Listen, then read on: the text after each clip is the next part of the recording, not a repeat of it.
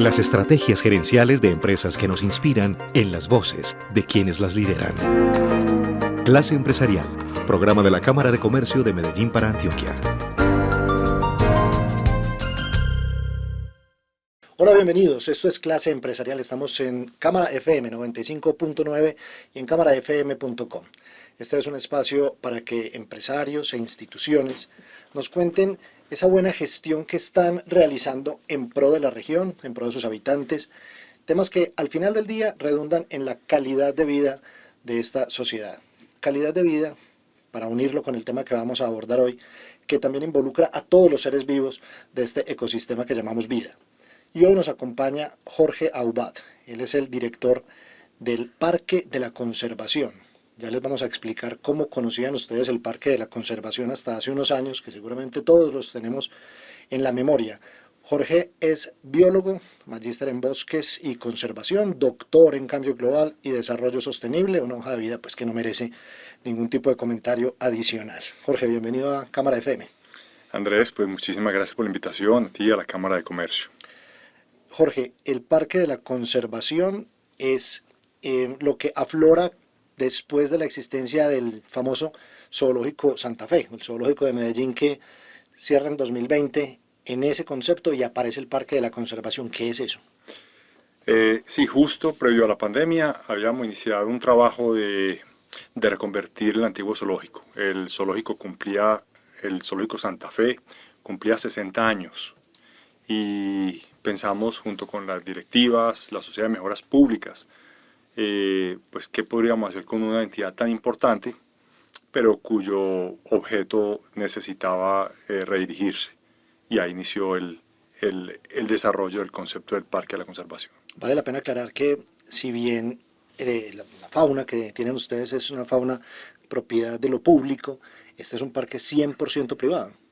Sí, así es. El parque pertenece a la Sociedad de Mejoras Públicas de Medellín, que es una entidad privada sin ánimo de lucro. Y es, pues, digamos, la propietaria del Parque de la Conservación, el antiguo zoológico. Y aclararon también lo que mencionaste, que albergamos animales que no son nuestros. La fauna silvestre pertenece al Estado, a diferencia de la fauna doméstica, que sí puede tener un dueño. Pasar de Zoológico Santa Fe a Parque de la Conservación no es meramente un cambio de marca o de nombre, hay un cambio incluso, si se quiere, filosófico. ¿Cuáles son las características más significativas de ese cambio? Sí, Andrés, esa pregunta es muy importante. Mucha gente pregunta, bueno, ¿cambiaron el nombre? ¿O simplemente es como un lavado de imagen? ¿O qué pretenden ustedes? Y finalmente no, fue al contrario. Realmente el nombre refleja lo que queríamos nosotros hacer con el parque y la Sociedad de Mejoras Públicas como tal. Era básicamente, pues, tener una entidad dedicada exclusivamente a la conservación de la biodiversidad, desde la ciencia, desde la educación y desde la gestión, por supuesto. Uno tiene recuerdos que en algunos zoológicos, incluso en el mundo, uno encuentra animales, no sé, voy a utilizar algunos adjetivos que me corregirás, un poco taciturnos, como famélicos, flacos, pues en su contextura, mal tenidos, casi como si fueran conscientes, o quitémosle del casi, conscientes de que están fuera de su escenario natural. ¿Qué pasa hoy en el Parque de la Conservación? A ver, lo primero es entender que los animales silvestres no deben estar fuera de su ambiente. Eso es lo primero y no deberían estar en ningún lugar, digamos, bajo cuidado humano, que es como llaman a estos parques o los zoológicos, no deberían estar, o como llaman otros, enjaulados. Es decir, los animales silvestres deben estar en su ambiente natural, silvestre. Dicho eso, pues hay desafortunadamente un fenómeno mundial muy complejo que es el tráfico de fauna silvestre, que, pues, para ponerlo en contexto, es de los grandes negocios ilegales del planeta, es decir, de la misma magnitud del tráfico de drogas, personas, armas. Así está el tema de tráfico de fauna silvestre y especialmente en un país como Colombia, megadiverso. Valga la pena aclarar que eso es un mal o es una acción ilegal planetaria, pero que particularmente en Colombia también se evidencia y también en Antioquia y Medellín. Sí, claro, esto es un fenómeno global y en Colombia, pues, el fenómeno es enorme. Ahí nosotros trabajamos de la mano de la autoridad ambiental, en este caso, pues, el área metropolitana, que es la que nos la autoridad que nos rige, también de forma muy estrecha pues con Corantioquia, Cornare, Corporabá, y tenemos relación con, con todas las autoridades autónomas o corporaciones ambientales. Este es un fenómeno que no da tregua y por eso digamos que justamente es que el Parque de la Conservación decidió cambiar ese objeto. O sea, queríamos de una forma decidida apoyar a las autoridades ambientales y ser una respuesta concreta a este fenómeno del tráfico de fauna desde la gestión, pero muy especialmente desde la educación. Ustedes tienen alianza con las corporaciones del país, no solamente es una acción territorial en el departamento. Exactamente, de todo el país. Principalmente nuestra pues, relación es fuerte con las autoridades que nos rigen, especialmente la área metropolitana con Antioquia, las que mencioné, pero tenemos animales o acciones que desarrollamos con autoridades de... ¿no? Acá, la semana pasada recibimos, por ejemplo, unos venados mazama que fueron incautados por Corpo Huila y nos pidieron el apoyo, entonces los recibimos, animales que no podían además ser, obviamente que no pueden ser liberados, es una de las condiciones para recibirlos. Es decir, la autoridad ambiental hace la incautación y el primer procedimiento es evaluar si los puede liberar.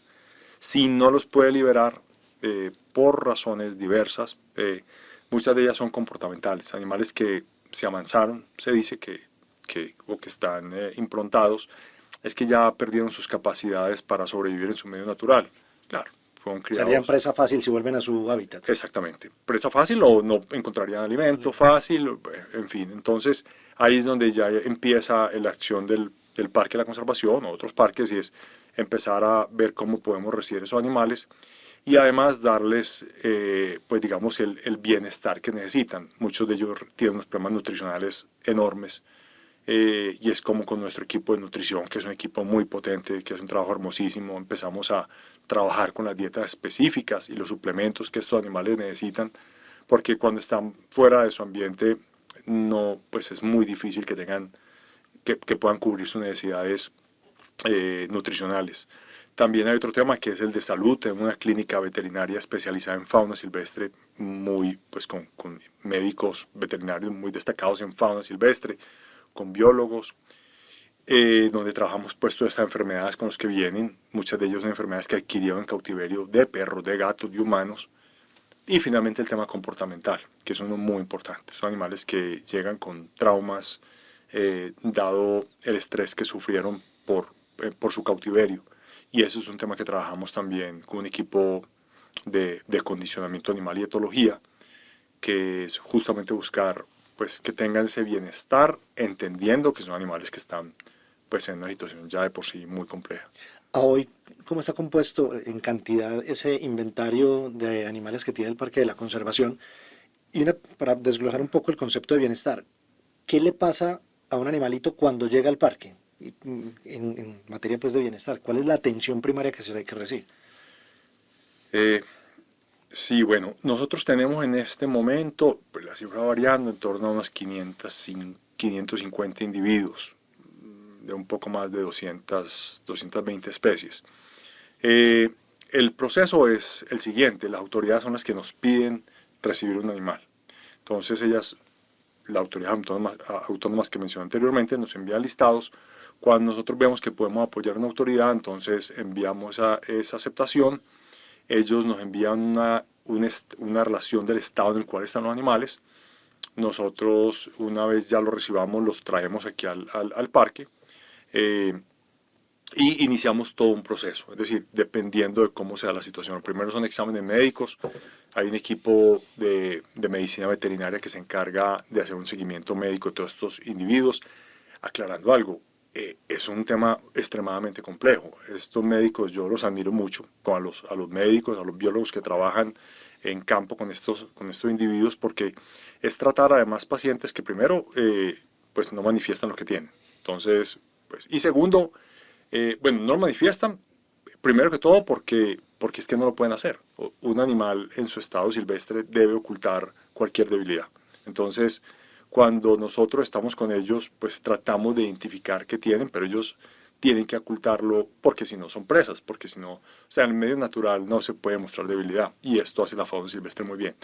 Entonces es encontrar esas patologías que tengan y además pues sabiendo que ellos tampoco pues, no quieren ser tratados, eso es un tema muy particular. Pero además estamos hablando de más de 200 especies, entonces una cosa es entender lo que pasa con primates, algunos parecidos a nosotros, pues pueden ser, sí, marimondas o monoaulladores, que son primates como nosotros. Otra cosa es cómo se maneja un reptil, una serpiente, una iguana o un anfibio, o bueno, es decir, son grupos extremadamente diversos que es difícil entenderlos. La planta de personal que atiende a estos individuos, a esta fauna, ¿cómo está conformada? ¿Cuántas personas son? Ya mencionaste algunas especialidades, entre ellos los etólogos, en fin, pero ¿cuáles especialidades particulares necesitas allá en el equipo? A ver, la planta total está conformada por unas 90 personas. Tenemos un equipo de planta muy importante, profesionales, aquellos que están relacionados directamente con el tema del cuidado animal, que es un grupo de veterinarios, los biólogos especializados en manejo de fauna silvestre, tenemos nutricionistas, tenemos etólogos, como la planta dedicada a este grupo. También recibimos el apoyo de muchos otros especialistas. La medicina veterinaria ha avanzado muchísimo, y especialmente en Antioquia. Aquí tenemos muy buenas facultades de medicina. Y esto ha hecho que crezca mucho, que evolucione la medicina animal, y especialmente la medicina animal en fauna silvestre. Tenemos el apoyo de muchísimos voluntarios, médicos, incluso médicos humanos, que nos apoyan con temas muy especializados. Tenemos un caso muy bonito que es una odontóloga maxilofacial que nos apoya con cirugías con muchos de los primates o con otros individuos. Así nos pasa con médicos ortopedistas, la lista es larga de médicos o médicos veterinarios que nos apoyan en las cirugías y en los procedimientos. Cuando uno visita un espacio de estos, hay curiosidades que quiere conocer. Una de ellas es, por ejemplo, cómo es el volumen de alimentación que ustedes tienen que proveer a estas especies, o por ejemplo, el volumen y especificidad de la medicina veterinaria para atender, porque justamente cuando llegan es porque requieren ese tipo de servicio. Sí, eso es una dinámica bastante compleja que yo no termino de sorprenderme. La verdad es que pues tengo que aprobar unos mercados semanales y yo no entiendo cómo alguien es capaz de hacer un mercado para 550 animales, pero además todos diversos, cada uno, que es un tema también muy importante para contarle al público, y es, nosotros asumimos que todo el mundo come lo mismo, y alguien tiene un mono en cautiverio, que es un delito, hay que decirlo, pero además piensa que le da bandeja paisa, y que eso es lo que, y nada más alejado de eso. Primero, cada especie pues tiene obviamente sus requerimientos nutricionales, muy distintos a nosotros que somos omnívoros. Y dentro de la misma especie hay una variación. Es decir, hay unos individuos que prefieren una fuente de alimento sobre otra, o que tienen restricciones, intolerancias, alergias, lo mismo, igual que nosotros. Y eso es un tema, pues digamos que muy interesante de conocer, que nosotros sabemos que todos los animales comen lo mismo y nada más alejado de la realidad. Entonces lo primero es, obviamente, ofrecerle a los animales una dieta adecuada, una dieta balanceada que cada semana se va ajustando de forma periódica se hacen los ajustes. Eso semanalmente es en toneladas, ¿es cuánto? ¿En kilos? ¿Qué sé yo? Eso en plata, eso es un montón de plata. Esos son muchísimos Pues millones. que son como 2 camiones de comida a la semana. Sí, no, son proveedores, pues al de fruta y verdura son 60, 70 millones pesos, y más el de cuido más el uno. Es decir, la alimentación es mucha plata. Aclarando algo, nosotros tenemos que garantizar la calidad del alimento. Porque mucha gente dice, no, pues venga, aquí me sobraron unos bananos viejos, échele eso. O tengo una carne de un animal que me rodó, o se me murió no sé de qué. Y al final es que, aclarando que los animales, la fauna silvestre es un bien del Estado. Por eso nadie puede tenerla. Es ilegal tener fauna silvestre. Nosotros tenemos la custodia. Nosotros no somos dueños de los animales. No podemos venderlos, que no queremos, por supuesto tampoco, pero el tema es, tenemos una obligación de cuidarlos y tenemos que garantizar la calidad de la alimentación. Entonces, por eso también tenemos que encontrar unos proveedores que nos garanticen la calidad, que podamos hacer un seguimiento de esa comida, de las frutas, de la carne, de lo que sea. Y eso es un reto enorme. Y en cuanto a las medicinas, por ejemplo. Es lo mismo. Es un tema, a ver, nosotros, parte del ejercicio es incluso la investigación. Nosotros como en esta transformación de zoológico a parque de la conservación, también decidimos, bueno, fuimos reconocidos como, primero como un museo vivo por parte de Mincultura y muy importante el año pasado fuimos reconocidos como un centro de ciencia. Esto pues básicamente lo que hace es que nos fortalece en dos cosas, en la generación de conocimiento y en el compartir ese conocimiento. Y la generación de conocimiento la hacemos pues en convenio con muchísimas universidades y empezamos a hacer muchos trabajos interesantes, sobre todo también muy, digamos, pensando en lo que pasó en la pandemia. Nos encerró un virus de un murciélago por allá en China y no es la primera vez que pasa algo así, es decir, muchas de las enfermedades humanas vienen de los animales, la influenza y muchas más. Y empezamos a estudiar realmente con cada animal, en asocio con muchos laboratorios, cada animal que nos llegaba, qué tenía. Entonces, digamos que eran unos exámenes muy básicos, empezamos a hacer cada vez más estudios y entender que cada uno pues tiene una biota asociada y un montón de patógenos bastante complejo. Y entonces, como nosotros respondíamos también a esas necesidades desde el punto de vista médico y cómo conseguíamos también los medicamentos, desde el punto de vista de los medicamentos y todo el tratamiento. Entonces, el equipo de veterinaria pues hace un trabajo enorme que es atender a todos estos pacientes con enfermedades, algunas de ellas bastante complejas o desconocidas. Yo creo que conversemos un poco de la importancia que tiene, o del papel que pudiera llegar a jugar, incluso más activo que hoy, la sociedad, la gente que los visita y gente interesada en estos propósitos comunes como es, por ejemplo, el cuidado. Hay una frase muy bonita que leí en su sitio web que dice que ustedes trabajan en promover la sostenibilidad de la vida, y creo que somos muchos los que podríamos decir que eso también es un propósito superior nuestro. ¿Qué papel juega esa sociedad y qué llamado se le puede hacer para que colabore o se vincule a estas iniciativas? Eh, a ver, la sociedad tiene todo que ver en esto. Nosotros desde el parque pues estamos enfrentando, apoyando a la autoridad. De hecho, pues tampoco digamos que ojalá fuéramos la solución. No, no lo somos. Somos solo un granito de arena a un problema enorme que junto con la autoridad ambiental pues enfrentamos, pero es un asunto que todos como sociedad tenemos que entender qué está pasando. Y mencionaste esa frase que la usamos mucho porque, a ver, el tema de la sostenibilidad está de moda, afortunadamente, y es muy interesante, y es un tema que trabajamos, pero la sostenibilidad ¿para qué? Y esa es la pregunta, es decir, sí, es la integración de lo económico, lo social, lo ambiental, pero al final ¿para qué? Y si no es para promover la vida del único planeta que sabemos que tiene vida y que además la tiene en una cantidad de formas enorme, entonces ¿para qué sería la sostenibilidad? Y eso es como la idea donde queremos llegar con sostenibilidad, sí, pero al final tiene que ser el principio de la vida. Y donde se ve muy patente, o una de las formas en que se ve muy patente el papel de esta sociedad es, por ejemplo, en el club científico. Háblanos de qué es eso. El Club Científico es un programa hermosísimo que es una herencia muy linda que recibimos del antiguo Zoológico Santa Fe. Y es un programa que cumplió 20 años el año pasado y es un programa de formación en ciencia para niños. Desde los 7 años empezamos a trabajar con ellos. Es un programa que hemos fortalecido muchísimo en los últimos 2, 3 años, 4 años ya. Y es justamente cómo introducimos a los niños en la formación a la ciencia, desde una forma lúdica. Y es a través de preguntas. Los niños se hacen una serie de preguntas y con un grupo de tutores maravillosos empiezan a desarrollar esa pregunta a lo largo del año. Y al final del año lo presentan en el Parque de la Conservación, que además inauguramos un espacio que se llama la Casa de la Ciencia. Es un lugar hermosísimo.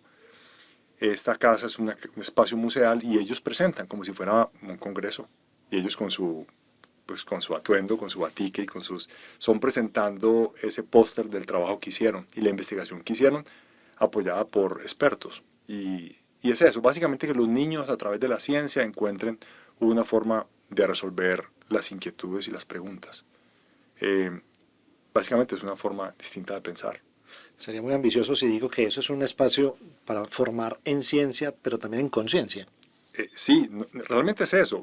El tema de la ciencia es que todos tenemos que ver con la ciencia. La ciencia no es algo lejano como algunos lo ven. La ciencia es pues, lo que nos mueve, y es cómo podemos resolver preguntas, pero a través de un cuestionamiento y digamos, de un rigor, un método científico, que es algo que todos yo creo que lo hacemos de una forma o de otra, pero que es bueno que la estructuremos mejor y no esperar que las cosas pasen porque sí, sino que si de forma ordenada pues tabulamos la información que tenemos, pues podemos encontrar una solución más fácil. Eso es lo que los niños realmente terminan haciendo. O sea, con unos argumentos muy potentes dando respuesta a sus preguntas. Entre todos los retos que tienes como director del Parque de la Conservación, muchos de ellos apasionantes, hay otros que pueden ser un poco más aburridos. Por ejemplo, el tema financiero. ¿Cómo se financia el Parque de la Conservación para atender pues, semejante tarea tan costosa y de todos los días? Ah, sí, esa pregunta es la pregunta clave, Andrés. Realmente el parque depende de dos fuentes. La fuente principal son los ingresos, las visitas que nos hacen pues, todo el público general. ¿Qué pesa qué porcentaje en las necesidades del parque? 70%, 70% más o menos, 70% hacia alrededor. El resto es un 30% que son proyectos. Esto es algo que ha venido cambiando. El parque dependía casi 100% de la taquilla y eso era muy riesgoso. Entonces nosotros desde la pandemia lo proyectamos así, pero la pandemia nos obligó a de golpe salir a buscar recursos porque pues la taquilla, el parque estuvo cerrado más de un año y nos permitió, dentro de todo lo duro que fue y lo complejo y todo, también dinamizar el área de proyectos. Entonces aprendimos que pues sin descuidar la taquilla y haciendo que la experiencia del parque sea cada vez más enriquecedora, más cultural y más educativa y se disfrute, también el área de proyectos podamos trabajar más en proyectos sobre todo educativos y nos ha ido bien, nos ha ido muy bien de hecho. Entonces, No, y esperamos que este tipo de conversaciones también colaboren para que quienes conocieron el antiguo zoológico se animen a ir y a dinamizar esa taquilla, que justamente ya saben pues todo lo importante que se está haciendo. Si hay, este es un espacio de empresarios para empresarios y para la sociedad en general. Si empresas nos están escuchando, están viendo este contenido en nuestras plataformas digitales, se quieren vincular o buscar algún tipo de alianza, ¿qué se podría hacer ahí? muchísimas cosas. De hecho, pues tenemos muchas empresas aliadas en este momento. El crecimiento, el desarrollo del parque de la conservación ha sido básicamente un trabajo cooperativo entre todos los interesados, autoridad ambiental, empresa privada, el público, los técnicos, las universidades, y eso es, cada día pues tenemos afortunadamente más aliados, más empresas que pues nos encantaría, pues, y es digamos que esos socios que queremos descubrir todos los días para atender asuntos en común. Es decir, la educación es un asunto que tiene que ver con todo, la ciencia tiene que ver con todos, medio ambiente tiene que ver con todos. Entonces, pues lo que le estamos diciendo a toda la empresa es somos su aliado para trabajar estos temas. Yo quisiera que me contaras, que nos contaras, cuáles son algunas especies, si se quiere, exóticas o menos comunes para la ciudadanía, porque eso también de alguna manera dinamiza e invita a que vayan a conocerlas. Sí, hay un tema muy curioso. En los zoológicos siempre había algún animal bien raro, para que la gente fuera a verlo. Y eso era como a la gente lo llama el taquilleros. Y con este concepto de parque de la conservación, nosotros digamos que no buscamos tener un animal raro, sino pues pasamos de algo que aprendimos mucho como museo, y es no el tema de la exhibición, sino la exposición. Y es toda esa información o esos motivos que llevaron a que ese individuo estuviera ahí. Y si bien tenemos animales pues muy espectaculares, lo primero es dar a conocer lo espectacular que es nuestra fauna silvestre. Digamos que, Y diversa, por supuesto. y claro, pues somos el segundo país más diverso del planeta, pero hay un problema, hay un desconocimiento profundo de lo que tenemos, de la obligación que tenemos, no de la propiedad que tenemos, sino de la obligación que tenemos de cuidar. Y básicamente lo que hacemos es pues dar a conocer todos estos individuos que pues son espectaculares y la gente piensa, hombre, es que son pequeños. No, tenemos animales espectaculares, enormes, grandes, hay de todos los colores, los más lindos, el país más rico en aves del mundo, más rico en anfibios del mundo, y así la lista es. Y bueno, desafortunadamente muchos animales han llegado al parque pues objeto de tráfico y ahí pues tenemos, bueno, jaguares, que creo que es el felino más espectacular de todos, con que es un tema también bonito como explicar, es decir, cómo caza el jaguar, a diferencia del resto de los grandes felinos. Entonces el jaguar, por ejemplo, no va al cuello como un león o otros felinos, sino que va al cráneo porque tiene una mordida tan potente que es capaz de... Y es contar un poco esas particularidades, el puma, que además el puma parece un animal tan lejano, pero es que vive aquí con nosotros, en el Valle de Aburrá. Y así muchas especies más, el oso anteojos, pues que son especies muy cercanas que la gente desconoce. Y responde a tu pregunta que los raros son animales nativos que la gente desconoce, que es una marimonda, que es una anta, que es un mono lanudo, que es un mono aullador o monos, es que 50 y pico de especies de monos. Lo raro es que es que todos conozcamos esta fauna que tenemos tan espectacular. Me parece maravilloso que no sea la exhibición del individuo, sino la exposición de la historia detrás del individuo, que finalmente desde muy pequeños nos ha gustado es que nos cuenten historias y por ahí nos vinculamos. Nos quedan un par de minutos, Jorge, y agradeciendo tu presencia en Clase Empresarial de Cámara FM, quiero saber para dónde va el Parque de la Conservación, cómo te lo sueñas a largo plazo. Ahora decías una frase muy bonita fuera de cámaras y de micrófonos, ojalá todos los animales pudieran estar en estado silvestre y cerrar el parque. Sería como un propósito utópico si se quiere, pero hacia allá va. En la realidad, ¿para dónde vas con el parque? Sí, bueno, cerrar el parque no, podríamos ser un centro educativo maravilloso como lo somos. Podríamos hacerlo sin animales, sí, correcto. Desgraciadamente la tendencia del tráfico de fauna va en el otro sentido.